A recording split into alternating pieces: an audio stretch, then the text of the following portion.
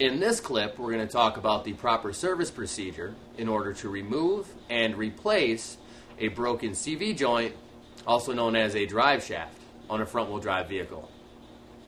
In this clip, we're going to talk about installation of our CV joint back onto the transmission or the mid-shaft bearing.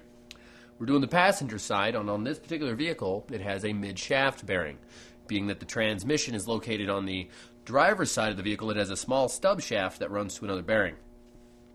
You may or may not have to. It's pretty uncommon to have to switch the seal over. The new drive shaft, as you can see, doesn't come with one, and this just pops off the old one like so.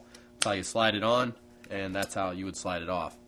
What I'm going to do is to take and help and extend the life of that bearing, I'm going to pack some grease in here. What that'll do is add to the lubricant that's put in at the factory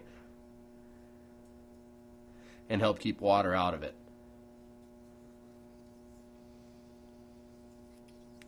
Just like so. You don't need a whole bunch. It is a rotating item, and all this grease will get spread around in there as you drive the vehicle. I'm going to go ahead and take and slide that on now. Just like so. That there is the stub shaft and mid-shaft bearing coming out of the trans, just getting the output energy a little closer to the drive shaft. What we're going to do is take and line up our constant velocity joint with the splines on that and pop it in place. This is the portion of the CV joint that we're going to line up with the stub shaft on the transmission.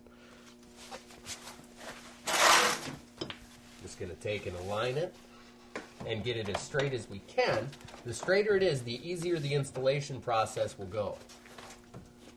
Once you have it started on the output shaft of either your trans or mid-shaft bearing, it may be necessary to tap it on with a hammer, but you're going to want to make sure you have it started on there first so the splines are lined up correctly.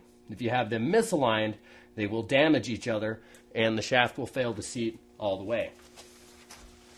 But once you have it lined up and as straight as possible, you may have to pull the hub back out of your way and drive the shaft on.